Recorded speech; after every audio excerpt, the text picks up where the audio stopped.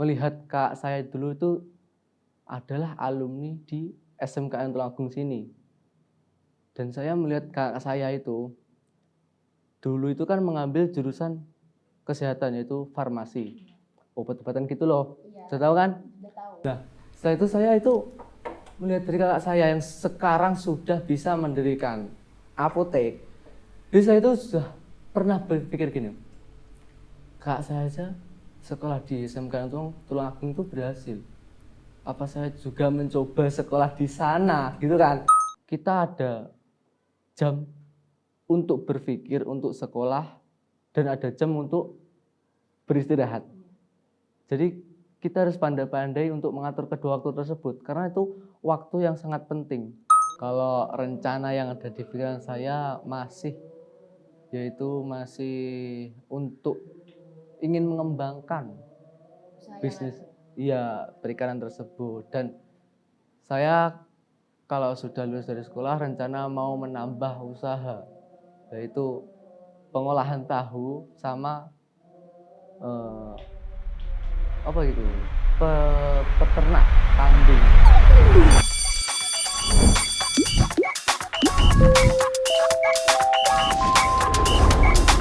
Halo semuanya, balik lagi bareng aku Umi dan aku Putri. Di mana lagi kalau bukan di podcast Pulang Sekolah, ngobrol santai, ilmu jalan terus. Gimana nih kabarnya teman-teman?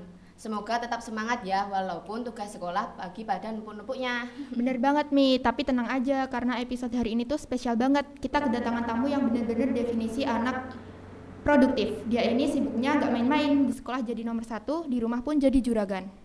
Asli, kita bakal ngobrol langsung bareng sosok di balik layar SMKN Tulungagung. Dia adalah ketua OSIS kita saat ini, sekaligus pengusaha di bidang perikanan.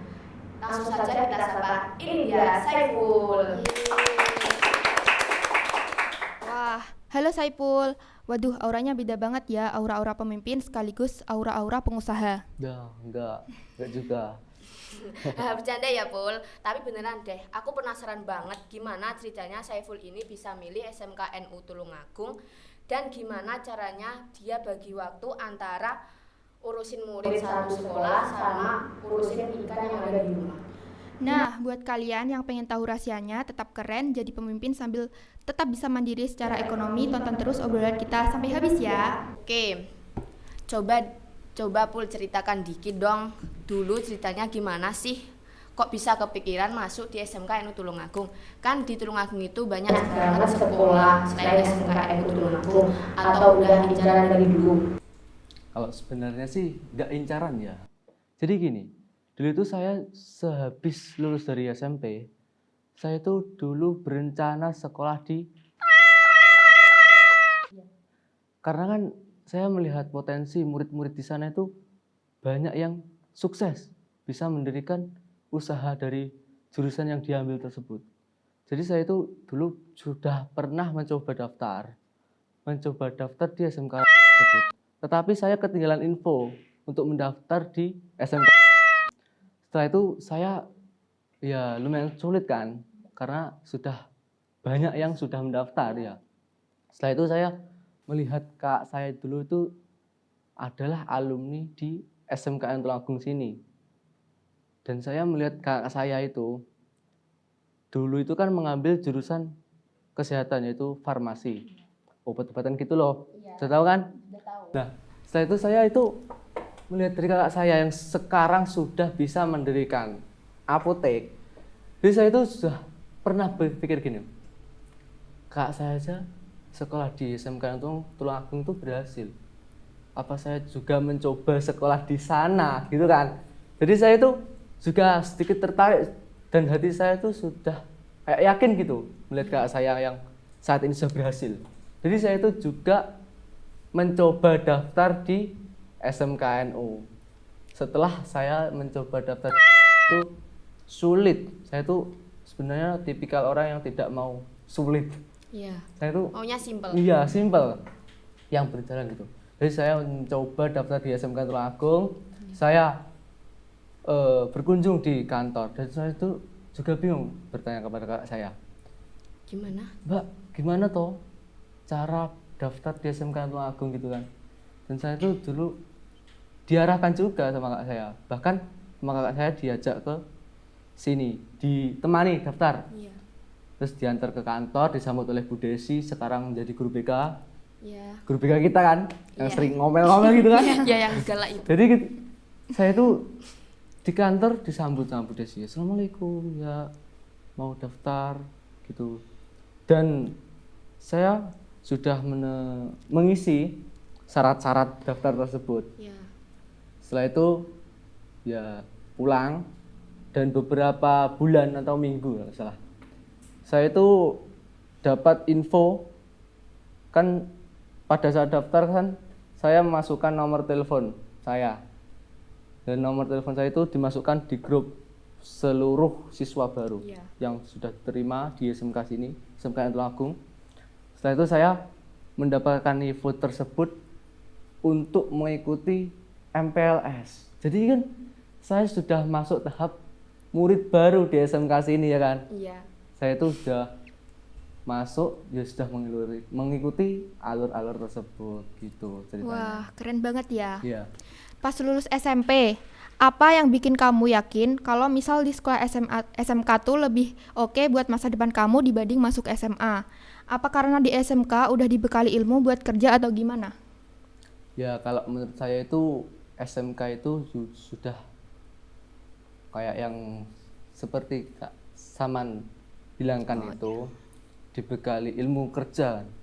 Kalau SMA kan lebih ke pelajaran-pelajaran gitu Iya, kan. ke materi gitu. Iya, ke materi. Kalau SMK kan ada materi, Praktek. juga ada praktek Iya. gitu kan. Sudah ada PKL Iya. yang mencoba di Di lapangan, lapangan kerja. Iya. Jadi saya itu sebenarnya orang yang tipikal suka kerja. Wah, keren banget Tapi ya. kerjanya itu bukan di kayak guru, dosen gitu kan. Jadi kayak di pengusaha gitu. Iya, pengusaha atau di alat-alat gitu kan. Oh iya, di Kalau mekanik. guru itu saya sudah kayak nggak minat saja, jadi saya memilih di SMK. Kalau SMA kan rata-rata kan nanti setelah lulus kan masuk ke jenjang perkuliahan kan. Iya. Setelah itu menjabat jadi guru, jadi dosen atau apa, dan menjadi gelar yang sarjana S1, S2 dan seterusnya gitu kan. Jadi saya memilih SMK kan itu karena saya lebih cenderung ke pekerjaan yang kayak usaha, bisnis atau intinya teknik lah, bukan yang di guru Bukan di untuk materi. menjabarkan ilmu-ilmu yang ada di sekolah gitu. Ceritanya gitu. Oke, jadi kamu memang dari awal masuk SMK itu untuk bisa langsung lulus, langsung cari kerja gitu. Iya, betul sekali, betul sekali. Ya. Jujur nih ya, pas Iya. awal masuk sekolah ini kamu ngerasa nggak kayak nggak cocok gitu, apa langsung cocok sama gurunya dan teman-temannya? Kalau cocok sih cocok saja. Karena saya itu dari kecil sekolah saya itu memang yang berbasis Islami. Bahkan teman-teman saya itu waktu kecil kan kebanyakan kan masuk SD kan. Iya. Di desa saya itu teman-teman itu masuk SD, sekolah dasar gitu. Saya itu masuk di Madrasah Ibtidaiyah, MI. Iya, iya. Sudah tahu kan MI itu? Tahu. Iya, sudah. Madrasah Ibtidaiyah, dan madrasah tersebut bukan di daerah dekat rumah, bahkan di beda kecamatan, sudah beda kecamatan. Dan untuk saya sekolah SMP, saya itu juga tidak di SMP negeri. Biasanya kan setelah SD kan masuk SMP negeri kan. Iya. Saya itu masuk di pondok. Di Dulu pondok itu mana tuh? Pondok Pesantren Almanan, depannya Pasar Kliwon itu. Iya. Masuk di pondok sebenarnya itu dari kelas 5, kelas 6 tidak ada keinginan mondok. Tapi memasuki era-era kelulusan di MI, melihat teman-teman itu pada daftar di pondok kan, saya itu kayak ingin saja minat mau ke pondok. Wah, aku mau mondok, mau mencari ilmu dan lain sebagainya gitu. Saya akhirnya mendaftar di SMP Tahfidz Al-Hidayah. Setelah itu saya lulus kayak sudah gimana ya, ingin saja mencari ilmu-ilmu tentang pekerjaan. Jadi saya memilih SMK, yaitu SMK Ratu tadi tidak keterima kan, saya masuk ke SMK NU Tulungagung. Dan alhamdulillah saya diterima di Wah. SMK Tulungagung. Keren banget. Oh, jadi Iya. gitu ya. Nah, para sahabat PPS semua, ternyata Saiful ini jadi ketua OSIS loh. Jadi ketua OSIS itu kan gak gampang ya, tanggung jawabnya tuh besar banget. Nah, gimana ceritanya kamu dulu kepikiran buat nyalonin diri? Ada ambisi atau impian apa sih? Kalau impian sebenarnya tidak ada. Karena dari dulu, dari kecil sampai saya lulus SMP itu tidak tahu namanya organisasi. Entah organisasi OSIS, organisasi pramuka, atau sebagainya. Saya itu tidak tahu organisasi itu seperti apa, berjalannya gimana, prosesnya gimana, saya nggak tahu. Jadi saya itu dulu kayak ada dorongan lah intinya. Dorongan atau tunjukkan dari kepemimpinan yang lama untuk menggantikan tongkat estafet kepemimpinan Ketua OSIS SMK Tulungagung masa bakti 2024-2025 ke masa bakti 2025-2026 saat ini kan. Iya. Itu ya sudah saya jalin saja. Semoga saja amanah ini bisa mendapatkan saya itu orang yang berkhidmah. Amin. Ya. Keren banget ya. Jadi Saiful ini pertama kali ikut organisasi langsung jadi ketua OSIS. Keren banget. Oke. Pernah nggak sih ada masa-masa capek banget ngurusin antara kegiatan sekolah yang numpuk dan di rumah? Gimana cara kamu biar nggak stres gitu? Kalau menurut saya caranya itu kan kita sebagai manusia kan ya butuh istirahat kan. Iya. Tidak melulu untuk Sekolah gitu. sekolah, memikirkan atau apa. Atau intinya kita berusaha untuk tidak terlalu capek karena badan kita itu juga butuh untuk istirahat. Jadi kalau menurut saya caranya itu kita ada jam untuk berpikir, untuk sekolah, dan ada jam untuk beristirahat. Iya. Jadi kita harus pandai-pandai untuk mengatur kedua waktu tersebut karena itu waktu yang sangat penting. Memikirkan kegiatan di sekolah juga penting, memikirkan waktu kegiatan belajar juga penting, memikirkan ke istirahat untuk badan kita juga penting. Iya. Karena kalau kita nanti badan kita sakit, jatuh sakit, entah nanti masuk ke rumah sakit atau gimana kurang fit, otomatis nanti kegiatan semua kegiatan tersebut tidak akan berjalan. Iya, terhambat Betul. gitu. Iya, Betul. betul sekali. Malah nanti sudah tidak berjalan, malah rusak semua, Iya. tidak sesuai dengan yang kita inginkan. Wah. Nah, punya tips nggak buat teman-teman yang pengen jadi pemimpin tapi masih ngerasa pemalu atau kurang percaya diri? Kalau itu sebenarnya kita jalanin saja dulu. Pasti kita ada fase malu, fase tidak percaya diri kan. Iya. Kita jalin dulu saja. Nanti kita akan ada apa yang kita perlu perbaiki. Dan nanti kita seiring berjalannya waktu kita akan kendel, kasarannya Iya. kendel ya. Iya. Berani gitu. Berani, Iya. berani. Nanti kayak kita, wah, aku harus gini, harus pede, harus pandai atau harus gimana ya? Memberanikan diri untuk memimpin organisasi tersebut gitu. Wah, jadi gitu ya. Iya. Oke, beralih dari ketua OSIS. Nah, ini yang bikin penasaran. Di sekolah ini kamu kan di sekolah jadi pemimpin. Iya. Tapi di rumah ternyata juragan ikan. Itu awalnya Iya. gimana sih? Emang udah hobi pelihara ikan atau ada peluang buat cari uang gitu? Kalau itu saya dulu itu kan pernah dari lulus SMP, lulus dari pondok, boyong dari pondok itu kan saya tuh apa ya, dorong lah omongannya. Dorong atau santai di belakang rumah gitu melihat lahan dan kolam yang kosong. Lahan dan kolam yang tidak dipakai. Itu masih milik orang tua saya. Jadi saya itu, wah, apa saya buat usaha ya, buat tambah-tambah uang saku kan? Iya. Kita bisa, entah nanti kita bisa dolan atau kasar ngomong, kita Ya healing. healing gitu ya. Iya. Dan saya setelah itu besoknya gitu ngobrol bersama orang tua saya. Bagaimana kalau lahan di belakang rumah itu saya buat kolam ikan. Iya, usaha gitu. Iya, usaha gitu.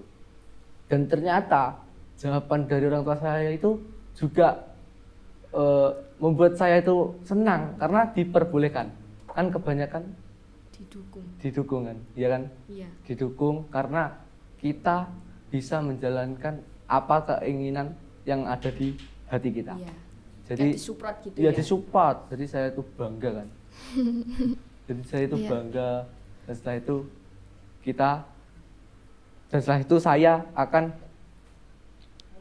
terus mencari buat modal. Karena kan ada yang perlu diperbaiki kan. Kolamnya kan lama gak dipakai jadi kan bocor. Iya, nganggur gitu. Iya, nganggur, kepanasan, meledak, bocor. Jadi kalau misal langsung diisi air kan nanti bocor, percuma kita. Jadi harus perbaiki dulu, ditempel-tempel dulu biar bisa digunakan. Setelah saya punya modal dulu itu cuma 100.000, 50 buat beli semen, yang 50 buat beli kuas dan lain-lain. Itu saya tempel sendiri saja. Karena kalau minta tolong orang, itu kan nambah biaya Iya, kan. terus Saya gaji tempel, gitu. iya, sepulang sekolah saya itu kan sore nganggur kan. Nganggur jadi saya di belakang rumah menyicil itu. Sudah lama sih kalau saya membenahi kolam tersebut. Dan pada saat saya membenahi, saya itu cukup lama, sekitar 2 mingguan. Setelah itu saya punya modal lagi, saya membeli benih ikan lele, mencoba benih ikan lele. Karena kan ikan lele itu kan tidak gampang gopok. Gopok itu kasarannya kayak gampang mati lah, Iya. kayak cerong Jawa kan. Gampang gopok. Nah, saya tertarik karena saya masih pemula kan, masih mencoba. Jadi saya itu mencoba memelihara ikan lele yang tidak gampang gopok tersebut. Nah, saya itu dulu beli benih sebanyak 2.000 ekor. Wow. Banyak sekali ya. Wah, itu masih dikit kalau menurut saya ya. Karena dikit. saya kayak sudah, wah, 2.000 ekor itu sedikit karena nanti kan saat panen pasti akan ada fase ikan tersebut yang mati. Oh. Jadi nanti pas panen itu akan mengurang kan. Jadi akan mati gitu. Jadi saya itu dulu ceritanya pada saat itu beli benih di timur rumah saya itu kan pengusaha benih ikan lele. Iya. Yaitu mencoba, Pak, saya mau beli benih yang kecil buat modal pertama usaha saya kan. Nah, sama bapaknya disarankan kalau benih tersebut itu kalau awal mula lebih baik mencoba dengan ikan yang sortir. Apa itu sortir? Sortir itu seperti kayak yang tidak 100% ikannya. Ada yang cacat gitu kan. Kayak tidak masuk kriteria penjualan yang serius gitu. Tapi masih hidup, masih layak dimakan juga masih. Nah, cuma kalau masuk ke pasar gitu harganya sedikit murah. Karena sedikit murah, saya mencoba beli tersebut 2.000 ekor, saya masukkan sampai beberapa bulan, sampai 4 bulan, 5 bulan sudah siap panen kan. Iya. Saya mencari pembeli yang akan mengirimkan ke pasar-pasar gitu kan. Dan pembeli tersebut mau melihat situasi di kolam saya, mau melihat ikannya itu loh. Iya. Lihat ikannya kondisinya gimana, siap panen apa enggak. Nah, setelah itu beberapa hari kemudian setelah saya calling bersama pembelinya itu datang ke rumah saya untuk melihat ikan tersebut. Ternyata jawaban dari sang pembeli itu siap untuk memanen ikan saya. Dan saya itu tidak tanya harga kan. Iya. Saya itu sudah lillahi ta'ala, sudah ikut dari Yang Maha Kuasa aja rezeki. Kan rezeki kita tidak bisa menentukan. Ada yang ngatur. Iya, ada yang ngatur juga. Dan setelah itu dipanen. Setelah dipanen ternyata mendapat uang itu sebanyak hampir 2 juta. Wow. Keren, Wah, keren. Lumayan itu lah. sudah kayak terkesan bahagia. Iya. Masih pertama kali sudah mendapat uang hampir 2 juta. Dari hasil kerja keras sendiri. Iya, padahal cuma nguras, cuma makan dan Iya. nggak terlalu capek kan. Dan setelah itu hasil 2 juta itu saya belikan benih lagi gitu. Dan sampai sekarang masih budidaya ikan. Wah, Untuk- keren banget iya. ya. Nah, susah nggak sih bagi waktunya? Bayangin aja, pagi harus rapat OSIS, sorenya harus jagain kolam. Pernah nggak ada kejadian lucu gara-gara jadwalnya bentrok? Kalau itu sebenarnya tidak ada dan semoga saja tidak ada, Oh, karena nanti kalau bentrok, contoh di sekolah ada kegiatan atau kegiatan rapat atau kegiatan event gitu kan, dan dikabarkan dari rumah bahwa ikannya itu sedang tidak sehat, Iya. sedang mabuk gitu, kasaran ngomong gitu kan biasanya, sedang mabuk, mau dikuras, butuh diganti air gitu kan, dan nanti kan saya juga repot. Tapi dari dulu tuh sebenarnya tidak pernah tidak pernah kalau ikannya itu sampai begitu. Syukurlah. Pernah, tapi tidak bersamaan dengan kegiatan di sekolah ya. Iya. Dan semoga saja tidak ada. Iya, yang amin. bentrok gitu. Amin. Syukurlah kalau gitu. Iya. Oke. Dari bisnis ikan ini pelajaran apa sih yang kamu dapetin yang nggak dipelajarin yang ada di rumah gitu, yang ada nggak di sekolah gitu? Yang nggak ada di sekolah yaitu saya dulu itu kan di sekolah itu kan diajari yaitu kokurikuler kan, Iya. untuk mencari pekerjaan. Dan saya tidak mencari pekerjaan, ya mencari pekerjaan cuma kan bukan bekerja ikut orang atau ikut bos.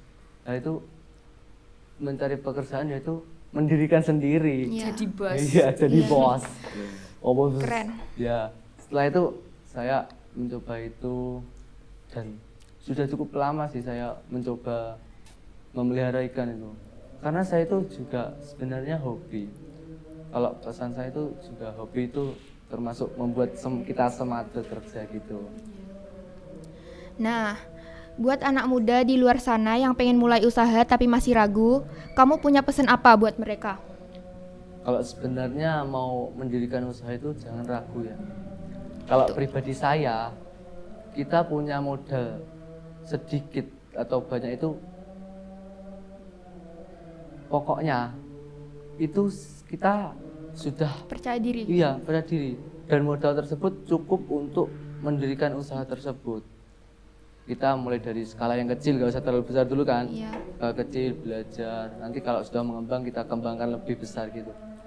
Kalau menurut saya gitu. Dan nanti kalau misal gagal, nanti jangan putus asa. Iya. Kita terus untuk memperbaiki diri agar kita itu bisa terwujud dalam yang ada keinginan kita. Jadi terus belajar, terus pokoknya jangan takut gagal, terus belajar gitu. Ya. Wah, keren banget ya motivasinya Iya, itu. iya. Habis lulus dari SMK ini ya, Iya. rencana besar kamu itu mau ngapain? Mau kembangin usaha yang sekarang, mau kuliah atau mau kemana, kerja di mana gitu? Kalau rencana yang ada di pikiran saya masih untuk ingin mengembangkan Usaha yang bisnis, ada. iya, perikanan tersebut. Dan saya kalau sudah lulus dari sekolah rencana mau menambah usaha, yaitu pengolahan tahu sama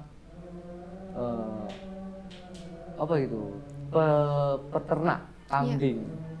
Karena di belakang rumah kan ada bekas kandang ayam yang kosong, Iya. dan saya itu melihat kayak nganggur gitu, kayak eman lah kasaran omongan, eman gitu kan. Jadi saya itu ingin menambah bisnis saya itu, karena kalau saya menambah di sekarang, nanti kan saya kan masih di era kan sekolah kan, Iya, di era nanti kan remaja. pagi masih sekolah, mungkin bisa di bisnisnya, di usaha itu sore hari, kadang kalau ada rapat atau ada apa gitu kan masih bulannya larut malam, maghrib gitu kan. Jadi nggak saya itu sempat iya gitu. nggak sempat. Kalau ikan kan masih bisa dimintai tolong orang tua atau siapa untuk makan gitu kan, nggak terlalu capek kan kalau ikan gitu. Jadi saya itu lebih ke setelah lulus saja mau mendirikan usaha yang tersebut gitu. Soalnya biar lebih luang gitu ya. Iya, waktunya. lebih luang kan waktu kita 1 hari penuh kan Iya. sudah free kan, Wah, ada nggak apa-apa. kerasa banget iya, capeknya. kerasa capek. Oke, selanjutnya. Habis lulus dari SMKNU Tulungagung, nanti rencananya salah. Mohon maaf. Kalau disuruh milih satu kata buat gambarin hidup kamu yang super sibuk sekarang ini, apa kata yang pas menurut kamu? Ya kata yang pas itu ya capek sih, karena kan kita itu kan setiap hari sekolah bahkan juga capek. Karena saya juga perjalanan itu dari rumah sampai sekolah juga lumayan jauh, sekitar 20 sampai 30 menit. Itu PP, apalagi kalau ada acara lagi. Iya, pulangnya larut. Iya, pulangnya larut gitu kan, nggak ada waktu istirahat. Jadi ya capek sih, tapi tetap semangat aja sih, karena kita butuh yang namanya ilmu itu buat masa depan kita. Misal nih ya Pul, Iya. ada yang mau cari ikan atau mau tanya-tanya di kamu itu gimana, lewat mana? Kalau mau beli ya, mau Iya. beli ikan atau tanya-tanya tuh bisa untuk menghubungi saya di Instagram saya, yaitu nama Instagram saya yaitu ALF_Saiful_H. Itu bisa dihubungi, itu Instagram saya yang aktif. Kalau selain itu bukan Instagram saya. Kalau misal ada itu sudah mati Instagram saya ya. Nah, jangan lupa ya teman-teman hubungi IG Saiful di sini. Jangan lupa DM ya. Catat. Nggak terasa ya Put, Iya. kita udah ngobrol bareng Saiful Benar. hampir 1 jam. Jujur aku pribadi ini sangat dibuat banyak ilmu pada hari ini. Benar. Sama banget Mi, dari tadi aku tuh dengerin cerita Saiful soal gimana dia bagi waktu antara mimpin teman-teman di OSIS SMKNU Tulungagung, terus pulangnya langsung fokus untuk ngurusin kolam ikan. Itu bener-bener keren banget sih. Asli keren banget. Kita tahu ya kalau pilihan Saiful masuk SMK itu bukan cuma sekedar sekolah, tapi emang membuat strategi untuk mendapatkan skill nyata. Saiful udah buktiin kalau status pelajar itu bukan penghalang untuk jadi pengusaha. Nah, bener banget. Dan buat kalian yang lagi dengerin, terutama yang masih ragu buat mulai usaha sendiri karena ngerasain, aku kan masih sekolah. Nah, dengerin ya. Ada satu pesan penting buat kalian. Jangan nunggu lulus buat jadi sesuatu. Sukses itu nggak butuh ijazah untuk dimulai, tapi butuh keberanian untuk melangkah. Setuju banget, karena kesuksesan itu bukan cuma milik mereka yang punya modal besar, tapi milik mereka yang berani nyemplung dan konsisten meskipun masih pakai seragam sekolah, kayak Saiful. Pelan-pelan tapi pasti akhirnya membuahkan hasil.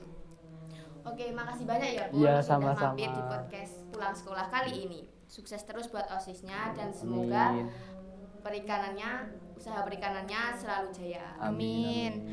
Makasih juga buat kalian semua yang udah dengerin dari awal sampai habis. Semoga obrolan kita hari ini bisa memacu semangat buat kalian semua. Oke, aku Umi. Dan aku Putri. Kami pamit undur diri, sampai ketemu di episode selanjutnya. Dadah.